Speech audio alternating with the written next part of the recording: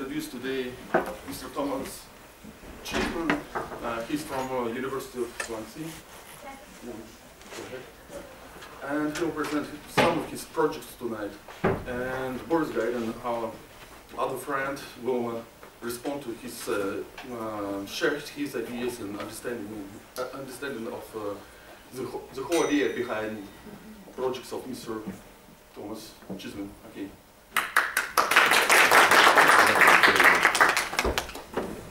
Thank you, Nikolai. Thank you everybody for coming. It's a great honour and adventure for me to come to Moscow. And yeah, very grateful to Vladimir Makarov, who's not here yet. I think he's coming here. We met in Stratford-on-Avon a couple of years ago, and he said he would invite me, and I didn't believe him, but he did. And great thanks to Nikolai for actually organising it and making it possible. So I'm going to talk about translation, arrays, version, variation, visualization.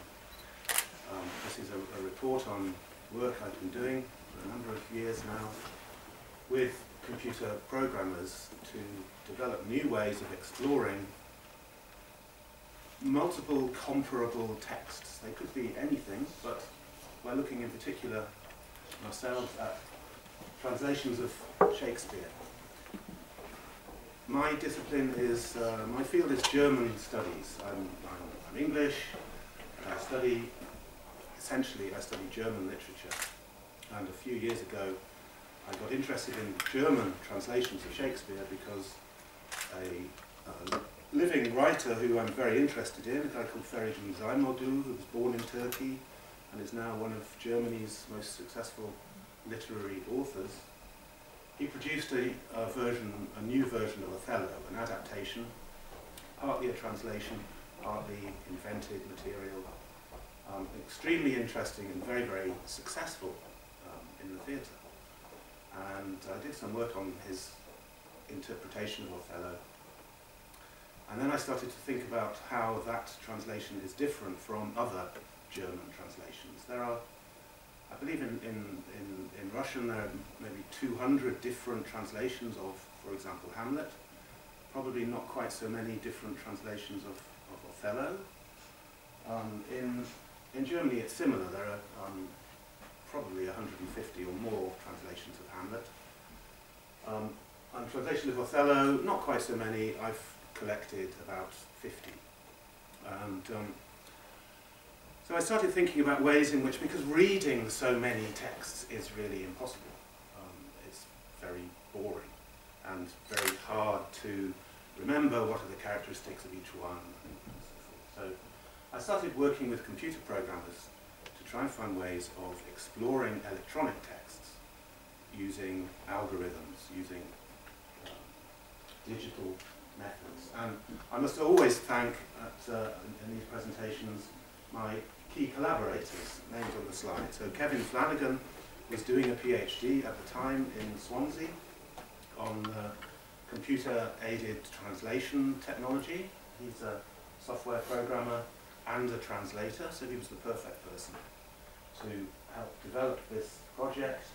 And Stefan Thiel, who is in Berlin, he runs a small computer interaction startup doing interaction design. And so most of the work you're going to see is work really by Kevin and Stefan to my instructions, because I can't code, I can't write computer programs at all. I'll come back to this image in a moment. First of all, I want to give you a little demonstration. Thank goodness we've got the internet, so I'll give you a demonstration of the kind of thing that I'm interested in doing. This example is not about translation, this is about Shakespeare's own text. And it's inspired by a recent chapter in a book collecting the most recent research on Macbeth. Jonathan Hope in Glasgow and Michael Whitmore, who is the director of the Folger Centre in America, which is the World Centre of Shakespeare Studies. They produced this paper on the language of Macbeth, which uses computational linguistic techniques to develop a new understanding of what is special about the language of Macbeth. Critics have always said, for centuries, that there is something peculiar about the language of Macbeth which is different from the language of Shakespeare's other plays. It's somehow the way that the language creates a universe of tragedy, of doom, a sense that the possible fate has already been determined for all the characters in the play. That's the plot at one level, but it's also the language. What does the language do that makes that possible? And Jonathan and Mike applied one particular kind of statistical analysis to the text of Macbeth. So they start with an electronic text, and not just any electronic text, it's a richly tagged electronic text. So every word, this has been done for the complete works of Shakespeare and for some other classic texts by a group at Northwestern University in the United States. It's called the Word Hoard Project. And all the texts in Word Hoard, every word has been tagged with, for example, what class of word is it? What part of speech is it? And all sorts of other tags as well, which identify proper names, which identify noun phrases, which identify syntactical structures, and so on. So the text of the play has been layered with philological and cultural information about the text, which you can then use to search in new ways. And this is a relatively simple example. It's called a log likelihood table, and you're looking at the top of a list of all the words in Macbeth. I think it's about 1,500 or 2,000 words, and not just words, but lemmas. So a word like, for example, sleep as a noun appears in one place on this table, and sleep as a verb appears as another place on the table, but he sleeps, he is sleeping, all those examples would be grouped under the dictionary head word, or lemma, which would be the verb sleep. Okay, so that kind of analysis has been carried out in advance. And what this table does is it looks at all the words in Macbeth, and it compares all those words with all the words in the complete works of Shakespeare. And it works out what is the likelihood, the probability. If this was the complete works of Shakespeare, and we open it at random, and pick a word at random, what is the likelihood, if we see that word, what is the likelihood we are looking at Macbeth?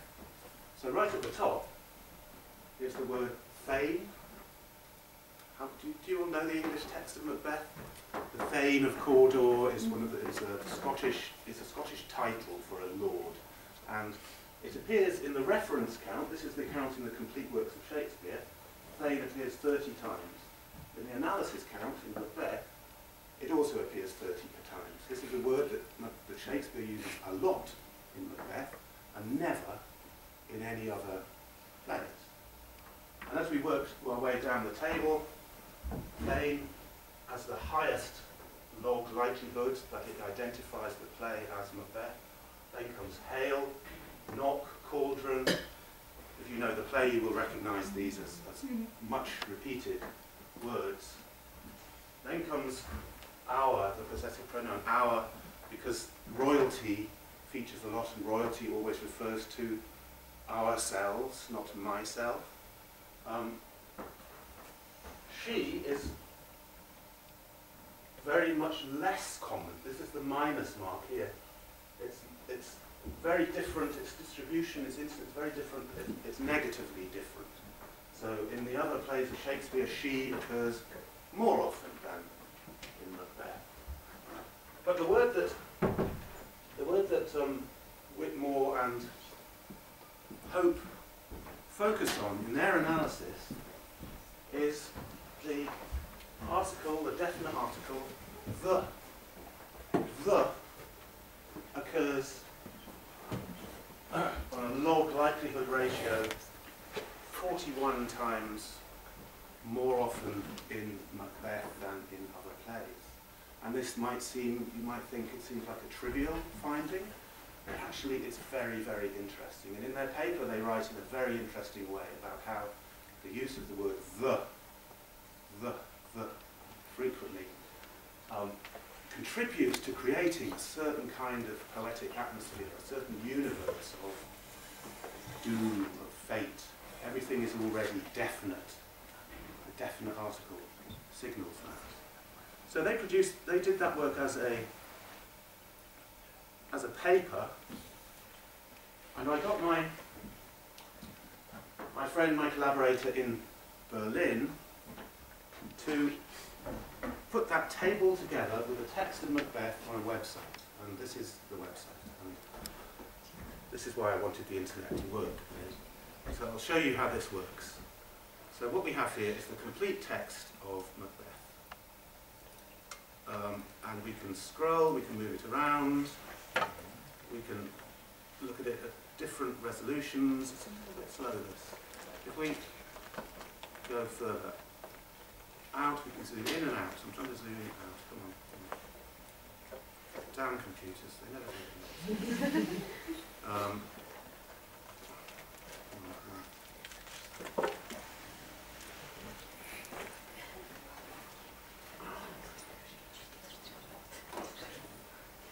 There we are. So we're now looking at a kind of a bird's eye view of the text. We can make it become even smaller, but I'll leave it there. So Act 1, Act 2, Act 3, Act 6, Act 4, Act 5. These are scene breaks. And we can now do something which Hope and Whitmore couldn't do. We call up the table of lemmas, we select a word, we go back to the text, and it shows us every line in the text in which that word occurs. And we can do this for any of the words in the text, of course. But seeing the representation like this, we can start to ask questions like, when does the come in the text? Is it clustered together? Is there a certain the language which characters begin to talk and then other characters join them also speaking the? What is the rhythm of the music in Macbeth? And we can then, again, it's a little bit slow, we can choose a section and we can move in to look. It seems to be jumping, actually it moves smoothly when it's working properly from a very, very distant view to a much closer view.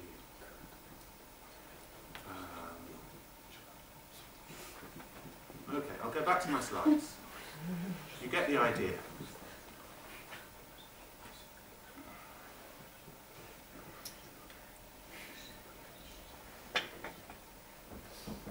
So, like most of the things I'm going to be showing you, this is on the web. It's publicly accessible to play around with, to do your own analysis if you're interested in Macbeth. If you're interested in blood in Macbeth, for example, then you can use this tool to explore. And you can see now from, let's move from this representation. This is a representation of the play at a distance. This was the image on the slide that I began with. And these are representations of one scene from Othello. Act 1, Scene 3. It's the scene where Othello. Do we know Othello? Yep. 1 or 2. Okay. It's an interesting scene. Lots of interesting speeches and characters, and well, all the scenes are interesting. But we chose that for reasons which I will explain in a moment. But we digitized this many texts of Othello, and then we singled out this one scene to analyze in particular. It contains a very, very long speech, the longest speech in the whole play, which is delivered by Othello, and he tells his life story. And that speech is represented here in a red line. I'll get on to the next slide to make it a bit clearer and then come back to that one. So, focusing here on Wieland. Wieland was the first German Shakespeare translator. He translated 22, 23 of the plays in the 1760s, and all subsequent translations owe something to him. These were very precise prose translations. They were designed for people who wanted to read Shakespeare in English and have a translation, a close translation, so they could teach themselves English. They were not designed for performance on the stage. Down here is a representation of the English text of Shakespeare. Each of these little bars, it looks like a barcode. Each of the little bars represents one speech. And this, as I say, this is the longest speech in the whole play. This is Othello's autobiography. So this is the English, an analysis of the English text, a representation of the English text. The thickness of the bars relates to how many words there are in the speech. And over here, this represents Wieland's translation, and the joining lines represent alignments between the two texts, the English text and the German text. So behind this representation, we had to build a system which would enable us to upload digital texts of all the different translations and then align them speech by speech with the English original. And we had a machine that helped us to do that, but made it as easy as possible. But it's still quite a lot of work doing that amount of aligning from one speech to the other. So you can see at a glance, you can see that Wieland's translation is a bit longer than the original. And that's because he was translating poetry into prose. Always that comes out longer. And you can also see around about here that there are a couple of speeches that Wieland left out. So this sort of representation gives us, again, a bird's eye view of the different strategies of different translators. This is in chronological order from Wieland 1766 down to Leonard 2010. So you can see here 19th century versions look structurally very similar. They're all very faithful to the original. Early 20th century versions, Gundolf, very important early 20th century translator, is one who translates everything. All the speeches are aligned, but he makes the whole thing shorter. He manages to write an even more concise language. With Engel in 1939, we come to the first example of an adaptation for the theatre, which misses quite a lot out. He's writing for the stage, not for publication in books, and he's taking a lot of liberties. I've circled Hedwig Schwarz. I'll say more about her in a moment. She's a translator I'm particularly interested in at the moment.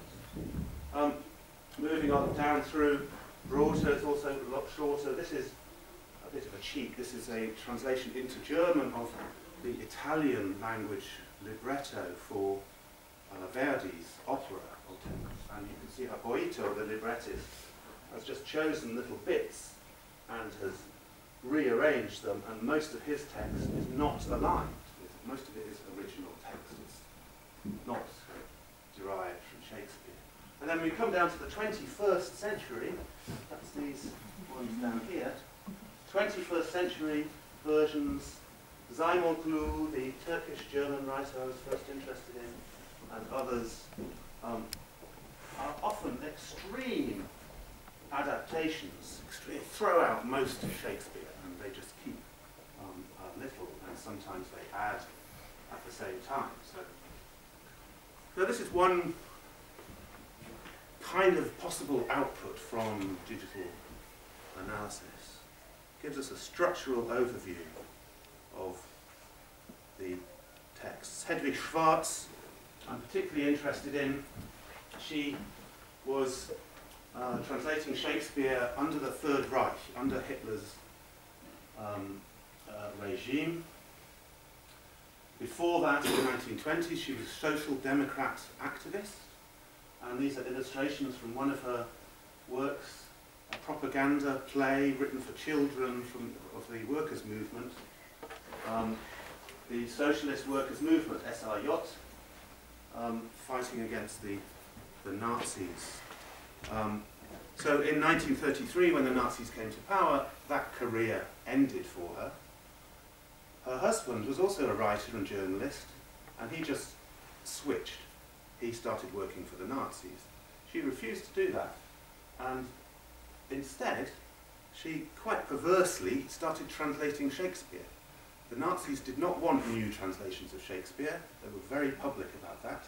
They wanted the old, classic 19th century translations to be used. But she stubbornly translated about 20 plays of Shakespeare up to 1945. She never had any success. A few small productions, no luck at all, really. She didn't have good connections, and I don't know why I'm interested in her. I'm interested in her as an example of bad timing. She could have been successful if she'd had more luck with her timing. Her translations are not bad. But I'm also interested in her because she's the only woman in this whole story of German Shakespeare translation. Shakespeare translation, literary translation, normally is very much done by women. It's a women's occupation in many times and places. In Germany, though, at least, and I know in some other countries, Shakespeare translation is something which is done by men. And for a woman to do it is quite bold. Right. The title of the whole paper was Translation Arrays. An array is a big series of similar objects of some kind. And the word array is used at the moment, most often in astronomy. People are building in the north of South Africa, out in the desert, as far away as they can get from human habitation, light. They're building this square kilometre array, a square kilometre full of lots and lots and lots of little telescopes, and this is to collect information from the stars based on the principle that lots and lots of telescopes at a slightly different angle from the sky are able to pick up slightly different information. And so the idea of the translation array was, in my mind originally, was that we could use translations as if they were telescopes collecting information about Shakespeare's work.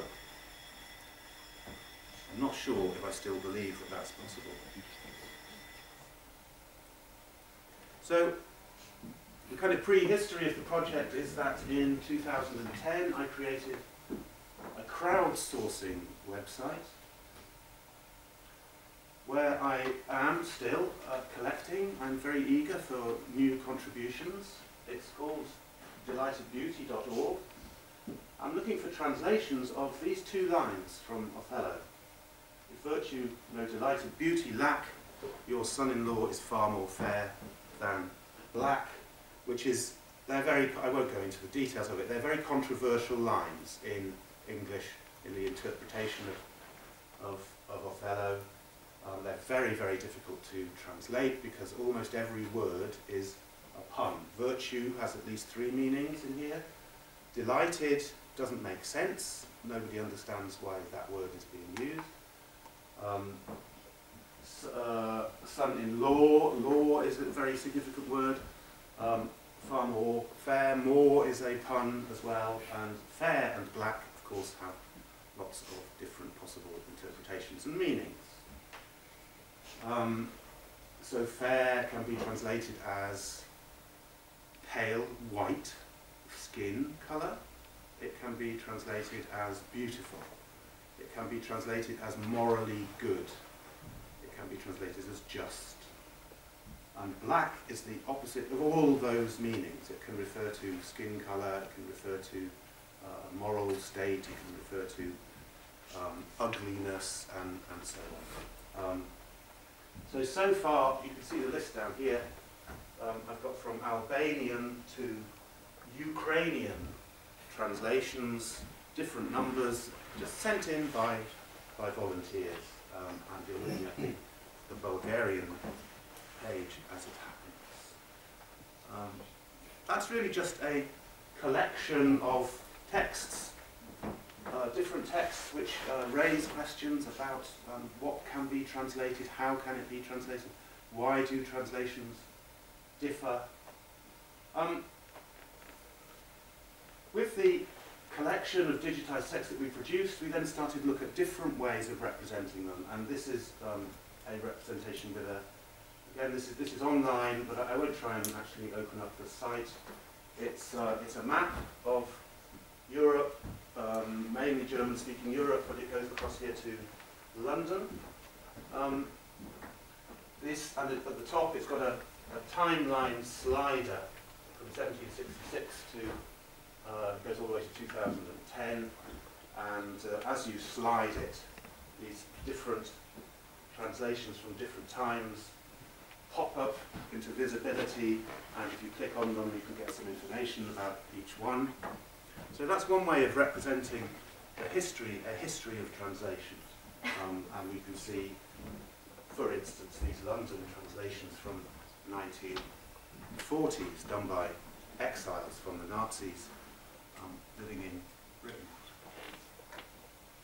But probably the most kind of exciting thing that we've done, the most original thing that we've done, is developed a program that allows us to arrange different translations in order of originality or unpredictability.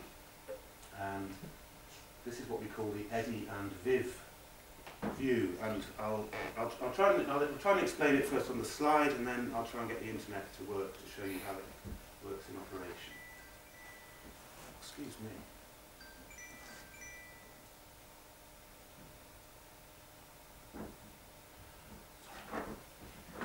Please turn off your mobile phone.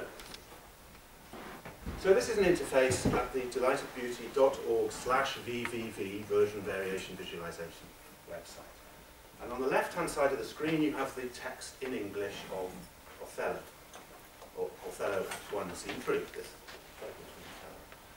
And here I've circled the couplet that I'm particularly interested in, this controversial, difficult couplet. And in this text, I can click at any point in the text, and over here on the right, it throws up all the translations that are in the database of that particular segment. So in this particular case here, we're looking at, we have something like 38 translations of this couplet. So you're looking here, you can see 5 of them. And over here on the right, Google Translate, or no, it's Microsoft Translate, provides a machine translation for people who don't read German.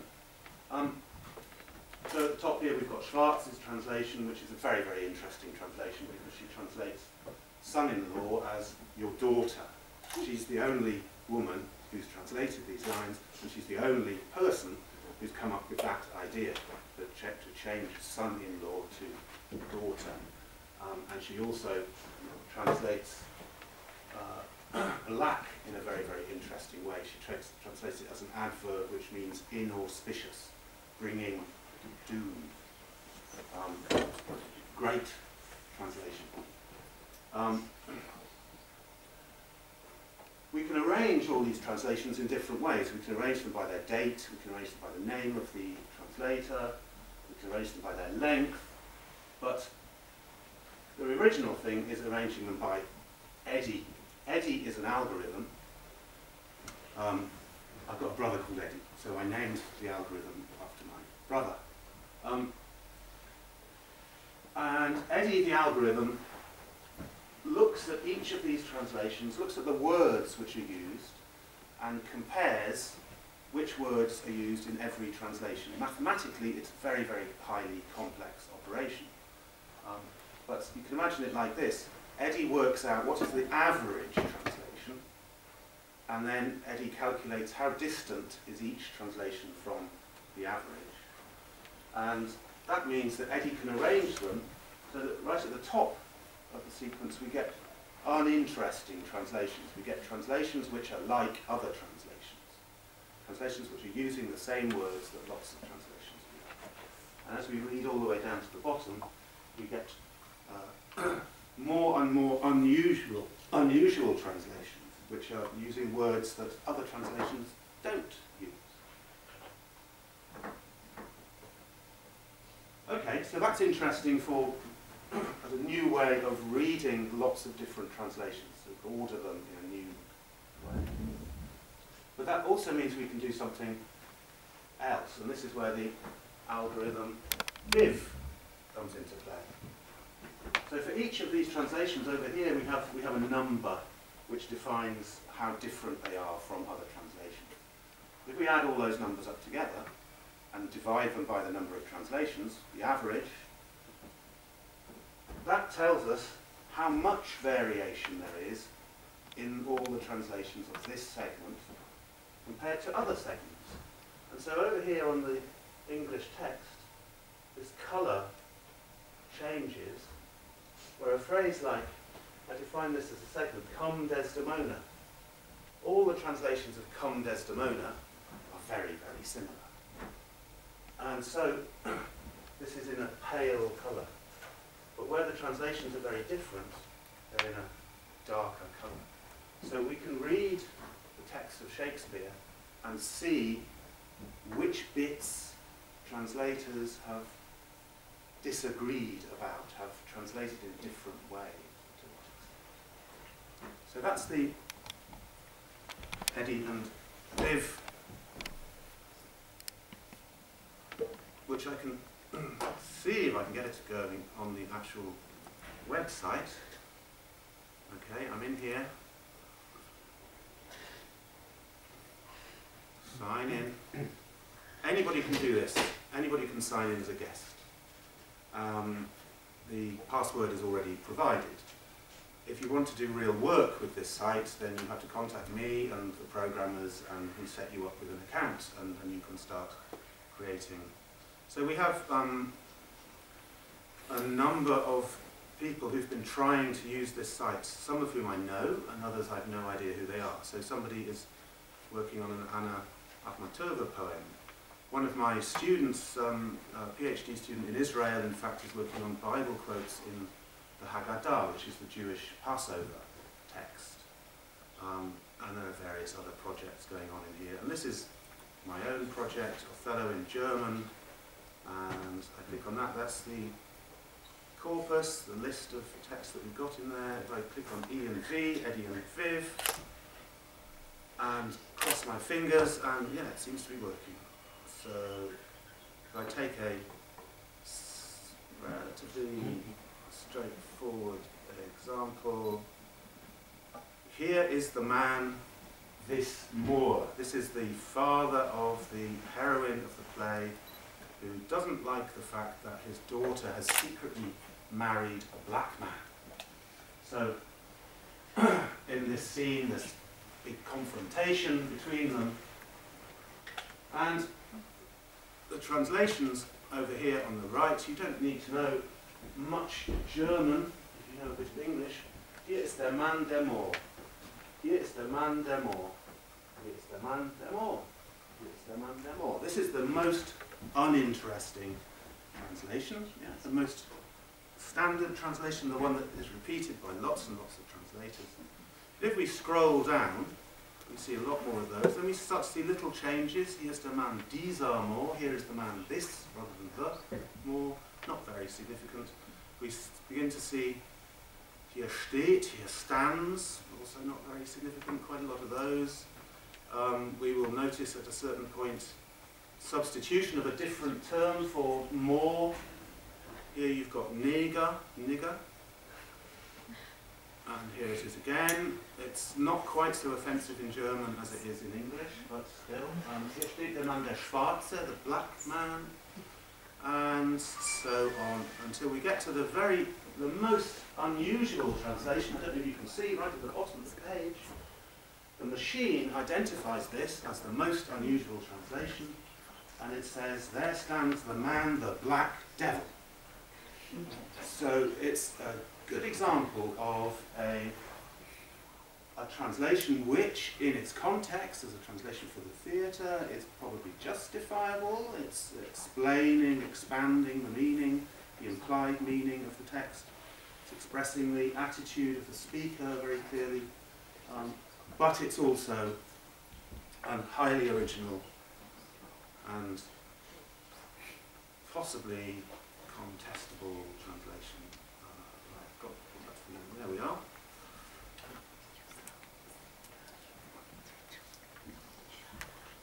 Okay, with the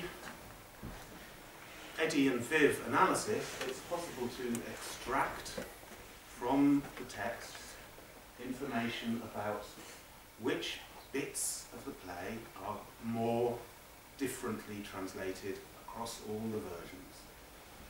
And this is a table which is based on data that comes out of the analysis. I actually analysed a subgroup of the text, and I restricted the analysis to segments of roughly the same length. 2 lines. That I have taken away this old man's daughter, it is most true, true, I have married her. So, and all these excerpts are of roughly the same length, because of course when you think about it, comparing different segments, some with 200 words, some with 5 words, doesn't really make sense. So these are all of the same sort of length. And this goes from the, these are the ones which are show most difference amongst the different translations. And here this shows who is the speaker, and form shows, normally in Shakespeare it's blank verse, it's rhythmic verse, sometimes a text is in prose, and sometimes the lines rhyme. So as you would expect, where there is rhyme, the translators are more likely to translate differently, because rhyme, if Shakespeare uses rhyme, then German translators usually say, we must use rhyme as well. And if you must use rhyme, you're constrained in what you can say, and you have to come up with something more original if you want to be different from other translators. So rhyme is predicts difference up to a point. Iago, pieces of prose are also very highly different. But the most surprising result for me and for other people who've looked at these results so far, what's really surprising is that the Duke of Venice is the head of state in the play, but he only appears in this one scene. So he's a very, very important character in this scene. Otherwise, he's not an important character at all. And this seems to be telling us that translators, for some reason, make special effort to translate differently with this character. Now, I would have expected translators to work hard to make the voice of Othello sound different, or the voice of Desdemona sound different. Translators want to produce something new, something different, something that expresses their own interpretation. So why do they not put effort in making Othello or Desdemona?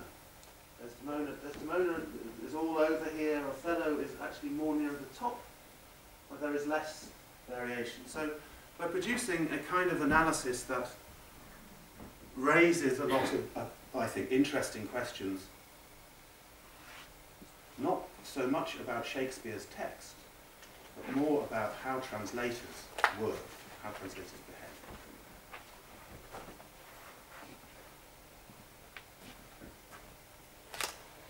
The kind of outputs we can produce from the Eddy and Viv interface are things graphed like this.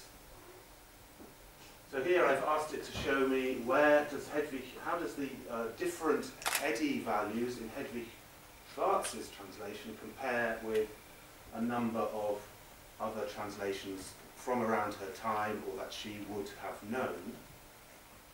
And it gives us this graph, which is impossible to read. If we take away all the other translations, we can see across this scene, these are the points, these high points, these are the points where Hedwig Schwarz is being most different in her translation from others. And I could say more about it, but it depends on understanding the play and understanding German. But it's very interesting the way she deals with questions of gender. So at this point here, in the English text, it says the character is suspected framed to make women false. Everybody else translates women with the corresponding word in English, but she avoids it. She finds a formulation to avoid that. And this kind of finding is pointing me towards features of her translation that otherwise I probably wouldn't have noticed.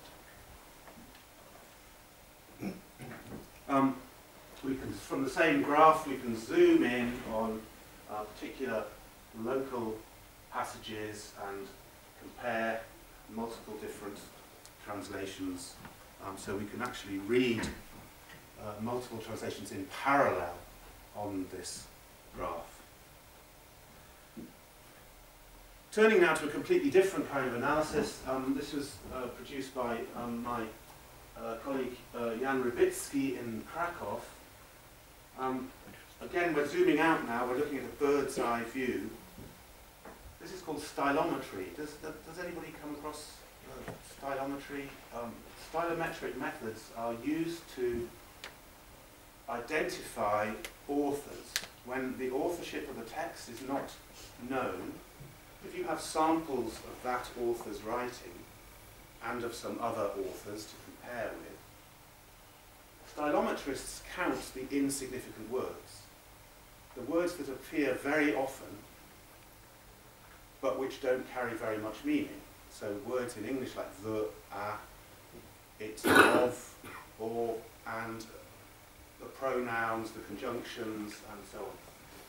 Because the use of those kind of words is a stylistic fingerprint or signature for a writer, because we use those kind of words quite unconsciously, and they can be used, they're used in courts, in forensic work, to identify the writer of a text. But they don't only identify an individual writer. Rybicki has been pioneering using this application, applying these methods to literary texts. And they're also, they identify individuals, they also identify genres, and they identify historical periods. And this is a kind of a map of the 40 or so German versions of Othello that we have, and I've coloured in certain patches of them. You can see this patch down here, 1779, 1766, 1985, 1976. What these all have in common, one of them is Wieland, we looked at before, prose translation. These four are prose translations of Othello from the 18th century and from the later 20th century. And the machine finds that stylistically they are almost identical. They're 200 years apart, but they're almost identical compared with all the others, which are translations in verse, translations for the theatre. And they group in period clusters. So these are all the early 19th century ones. The ones in yellow are all versions of the Schlegeltique, the classic 1832 Romantic translation, which is still the canonical translation. These are all late 19th century ones, and these are all the 21st century ones. All those radical adaptations, which, if you read about them, if you go and see them or read about them, they are all interpreting Othello in widely different ways. They're taking very strong, different positions on the themes of the play. But they're using language in astonishingly similar ways. This map opens up lots of interesting questions. The similarity is marked basically by how close they are together, and then the grey lines indicate some special kinds of particular kind of stylistic connection, which might be plagiarism, it might be copying, or whatever. And here's Hedwig Schwarz in 1941, my woman translator, very, very close to, in space, to Erich Fried from 1972. Erich Fried, very, very famous Shakespeare translator, an Austrian Jew who fled from the Nazis and lived in London, stayed in London until the end of his life. And it looks from here as if what Hedwig Schwarz was doing was anticipating Fried by 30 years. Right, I'm going to show you briefly, I'm going to end in a moment, I'm nearly finished. I wanted to show you some other pieces of work which offer new ways of analysing, comparing translations. This system by a young programmer at Leipzig University, Travis. This is online. It's fully open access, and he has 7 versions in English of the complete Bible. And on another page he has 5 versions in German. And he's developed this system that where each version of the Bible has a line going through. It's a bit like a tube map, like a metro map. So you can see at each moment how much variation there is. When the line is grey, everything is the same, and the earth. All translators have and the earth. Some of them have heavens, some of them have heaven. They all have the. Some of them have, one of them has of God's preparing, and most have God created, and so on. You can see how this could be useful for looking over long text and seeing which are the points where translators deviate from one another. So what's going on around here, for instance. As a matter of fact, though, it doesn't work terribly well when you're looking at translations of Othello. The large text shows where all or most of the translators are agreeing, but the map that results is very, very messy. This is a bit of Othello, and this is a bit of a sonnet. But it is quite interesting here. The line in Shakespeare is something like 106 galleys, 106 ships. Some of the translators say 106, but some of them say 107, presumably for metrical reasons. Okay, what we imagine at the moment, the project that I've described, our project, the Translation Array project, was funded by government public money in 2012 for 6 months, and my 2 programmers worked for that period to produce what I've shown you, and a few other things. But we've since not had any more money, so we have only got some ideas at the moment of what kind of thing we would like to produce.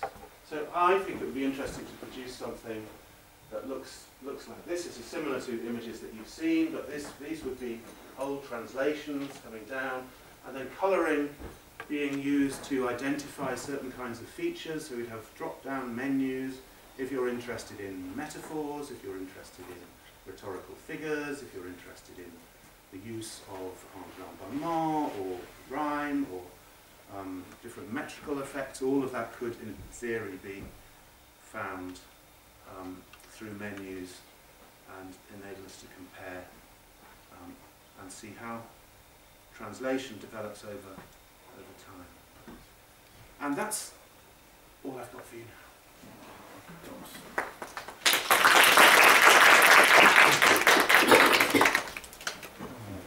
I think we should start with the questions.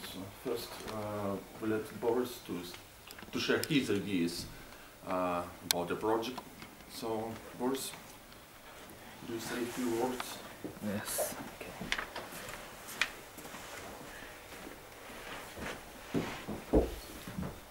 Thank you very much. I'm very excited to be taking part in this seminar. Thank you, Tom, for visiting us.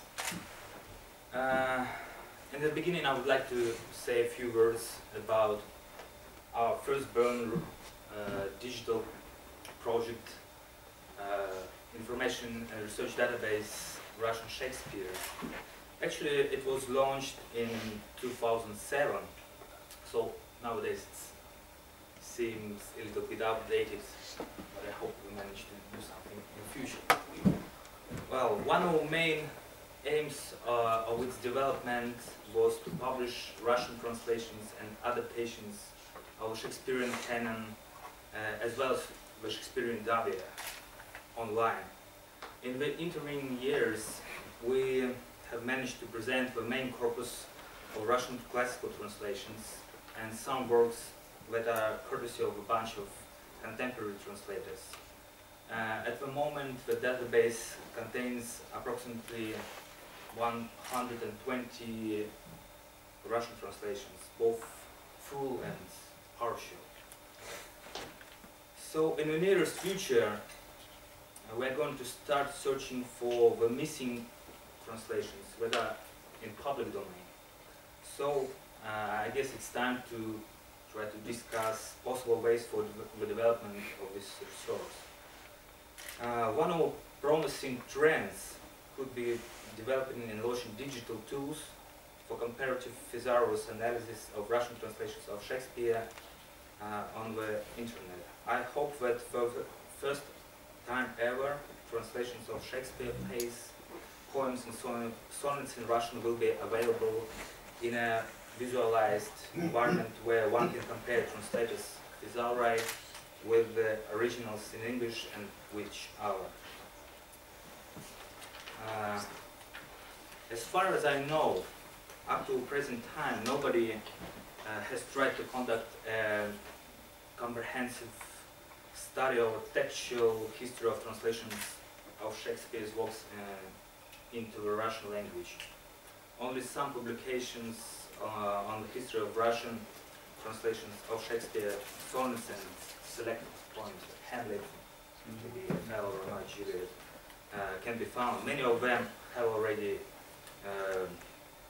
lost their relevance due to the emergence of new translations, of course.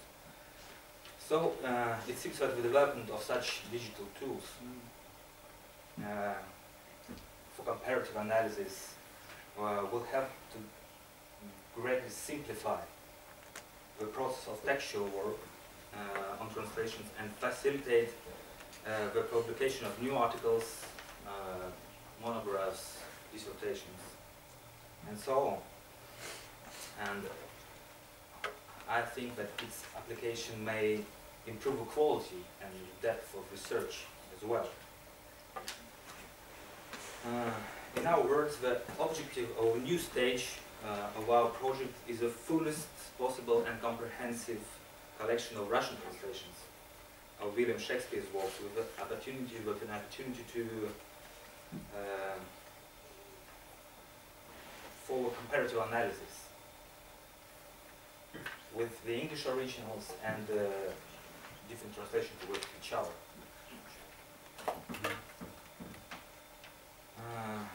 As you may know, the case of Shakespearean translations in the Russian language is a unique data for analysis because it reflects different layers of Russian and world culture, dialect of cultures and the ages between past and present time. So the project aims to contribute to the manifestation of research on the phenomenon of Russian Shakespeare through the prism of the history of Russian translations of works by the great national British poet and playwright. Okay,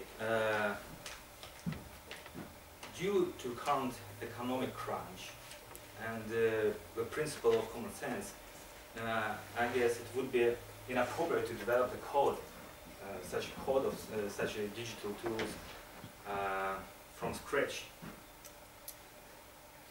So I hope we will have an opportunity to use your experience to tap it in some way. So I'm very glad that we can manage to reach preliminary agreements on cooperation with your fascinating project version, variation, visualization.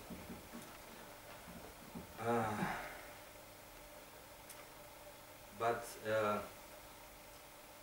in my opinion, the main problem we may face is that your software was developed for the flexionless Germanic languages. Mm. So I think that in order that the segments of translations match with each other and with the source text more accurately, we will have to perform a considerable work on the adaptation of segmentation tools to the structure of the Russian language. So my first question is, how do you see the possible drawbacks and possible ways for the solution of this problem? I mean, talking about our languages, not Germanic ones. I don't know enough about Russian linguistics to know if there's a real problem, because German is not without inflections. German has a lot of inflections on verbs and nouns and adjectives. I don't think it's a problem. The tool is, the developer tells me that the tool, so Kevin, tells me that the tool is language neutral. It is already being used for Hebrew. And Hebrew writes the other way around. So, which on the face of it is also could be a major problem. But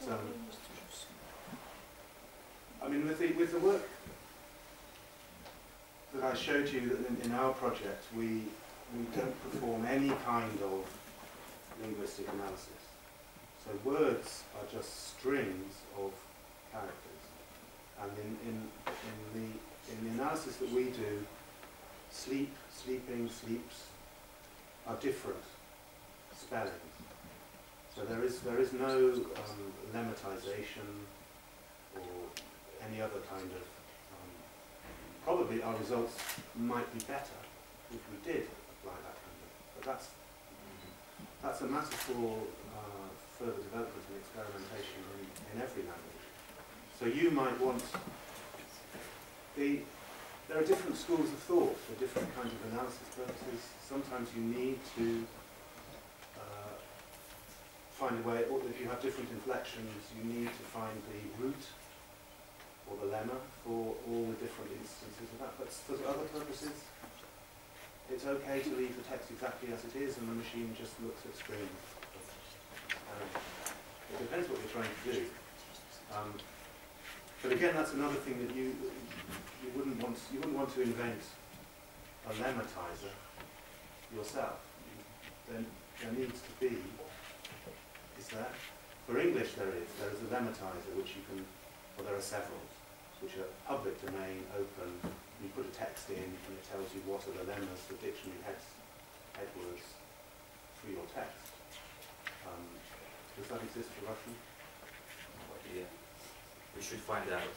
If one of the things you want to do is a thesaurus, then thesaurus has to use lemmas.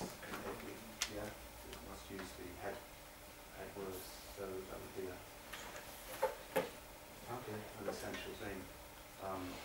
And that is a very interesting idea, to construct a thesaurus for translators, to look at how the vocabulary shifts from one generation to another.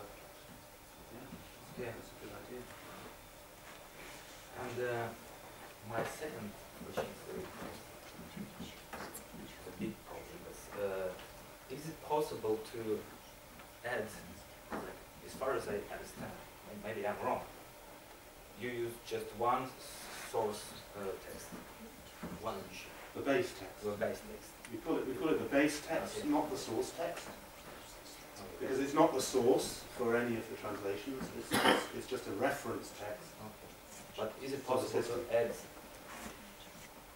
text from different editions? Well, what I did with Othello was I collated the text.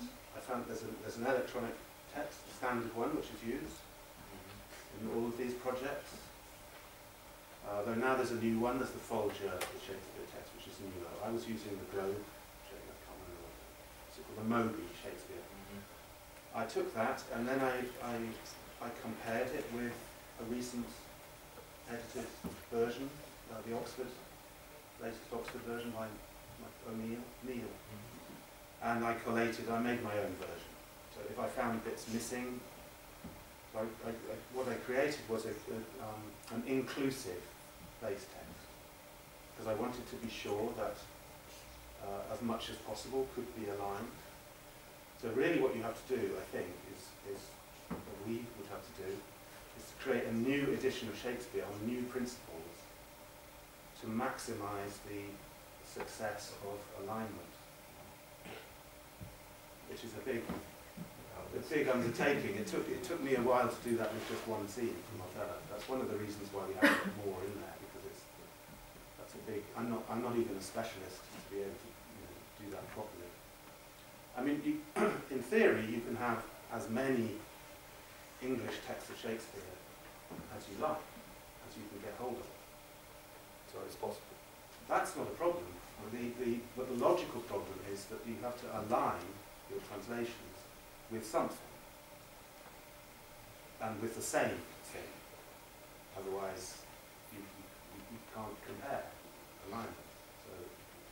So that wouldn't. I mean, if you want to align text, if that is part of your project. Well, I guess it would be useful just like to try to find out what kind of editions translators used. Yeah. Because Yeah. you know, sometimes it's a great it's a problem. Pasternak used yeah. Actually, you can find that out to some extent, because the version of Othello that I was using, that I created, includes readings from the first and the second folio, both of them. But the editions normally follow one or the other. And you could see from which bits translated left out, or which they assigned to a different person.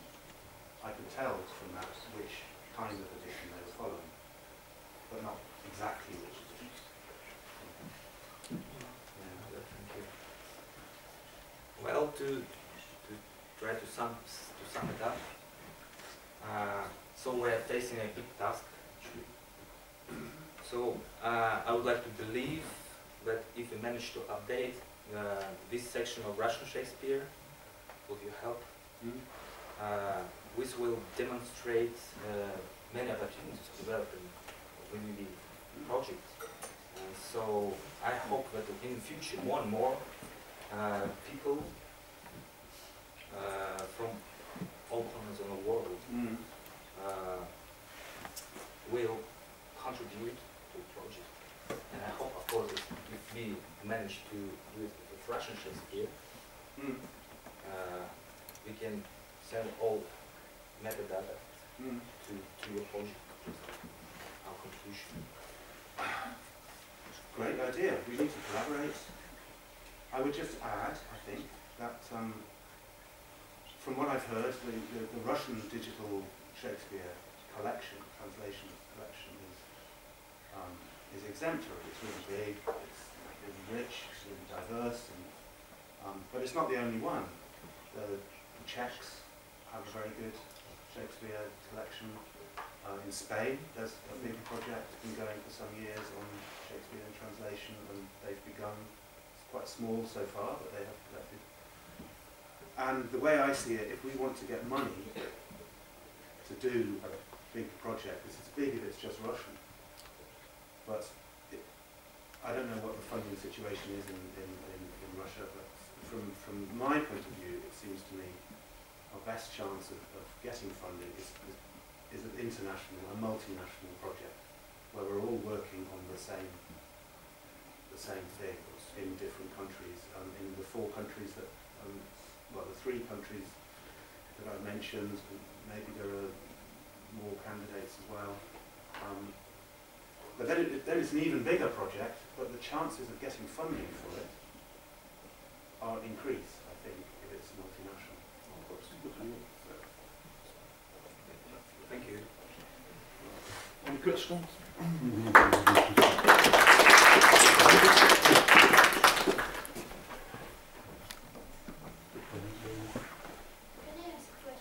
Please do. Does this telemetry identify the idioms or identify expressions to just to avoid such mistakes as black one word? Sorry, the stylometry. Yes. You mean the I mean one of your problems. this one? Yes. Yeah. No, this doesn't. This is a very interesting and very mysterious program. It's very, very mathematical, very, very complicated.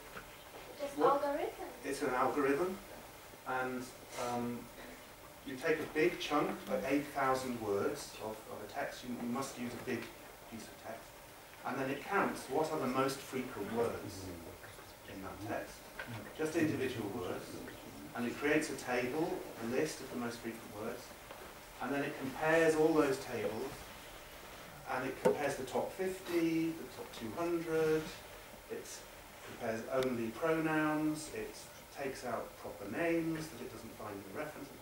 It runs hundreds of slightly different analyses, and then it works out a kind of common agreement among these different analyses. And it's a black box. This is a technical term used by computer people. You can't understand what it does. It's so complicated that no human can understand. And it's very frustrating because it's telling us that these translations and these translations and these translations are all different from one another, but similar in groups, but in what way? In what respect? Exactly which words are the ones that are most common there and less common? No idea. We can't tell you. So that's what I mean by a black box. It's kind of frustrating. Any questions? May I? How do you think, why modern translations are so short? I think because theatre audiences have short attention. Don't you? No, I don't think so. What do you think it is? Well, I suppose that goes because of some people just like to get the point quickly. Mm-hmm. Just Mhm. like, oh, I know this story. Yeah. Now I can go somewhere and tell it anyone. Yeah. Do you mean the translator or the audience? You think? I suppose it both. goes from the translations and the audience. Mm. Because, well, I've heard that modern translators, they have a lack of time and they have to work in this tendency for all the time. Mm. And they have to cut something or reduce something just to get some time more for another work or so on. Maybe. They're just in a hurry. Actually, in Germany, what happens usually is the director commissions a translation, and it's really the director who decides what is the scale, the scope, because still there are some complete translations are coming out. They're actually not in my collection, but there have been 2 since 2010, full-length translations of Othello for the theatre. So different directors, different theatres have different approaches.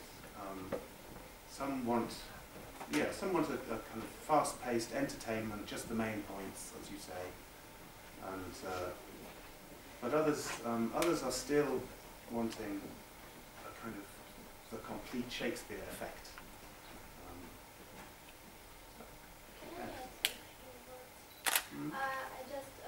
I think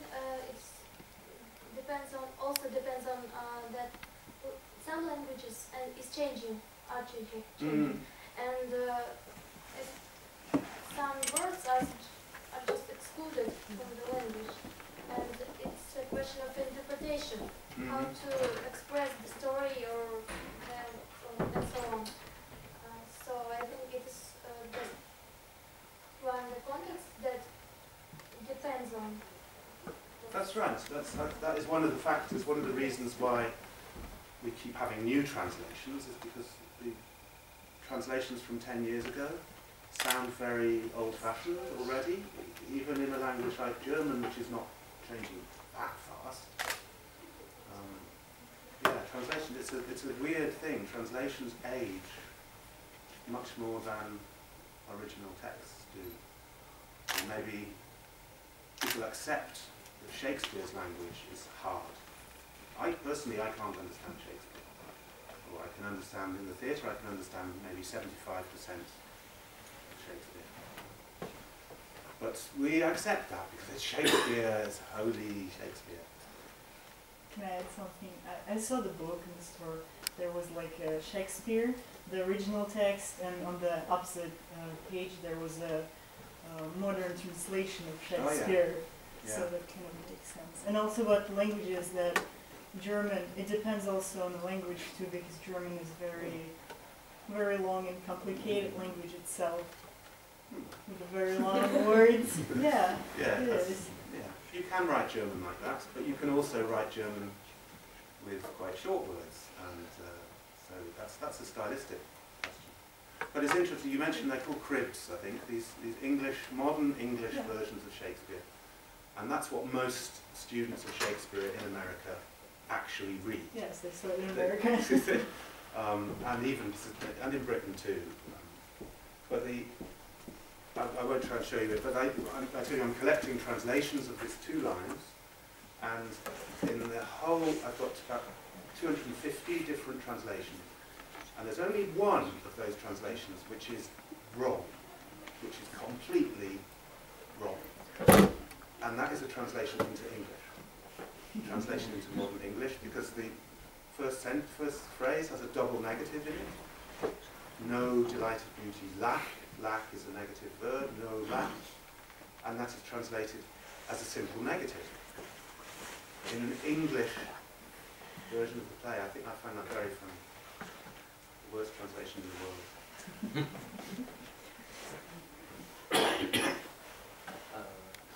I think it's a very exciting instrument that you have demonstrated to us, and I'll try to contribute to the Russian Shakespeare.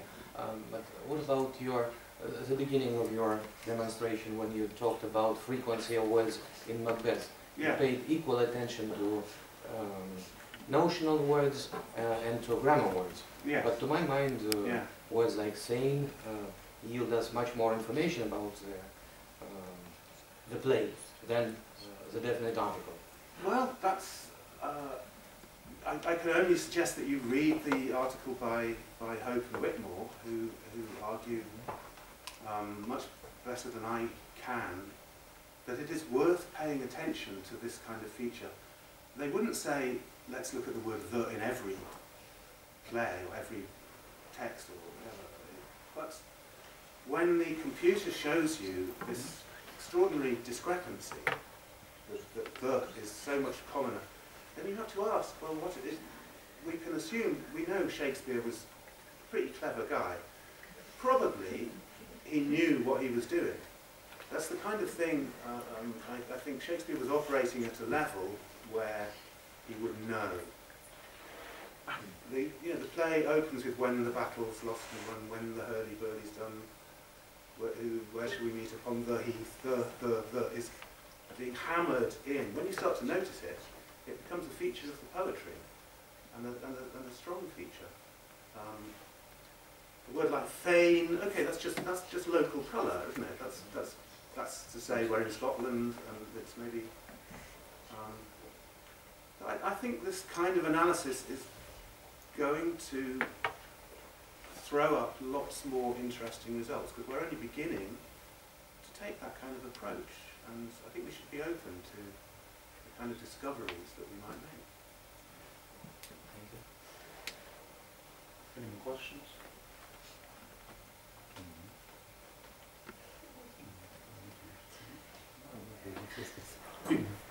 Thomas, I would like to thank you for coming here, and I hope we'll have some future in the future. Absolutely. Okay. So, if you have any questions, I mean, audience, you could ask Thomas. Thomas' mail. Actually, there is a mail. Yeah. Email? An email? Yeah. Yeah, please do. And Thomas, thanks so much indeed. And this is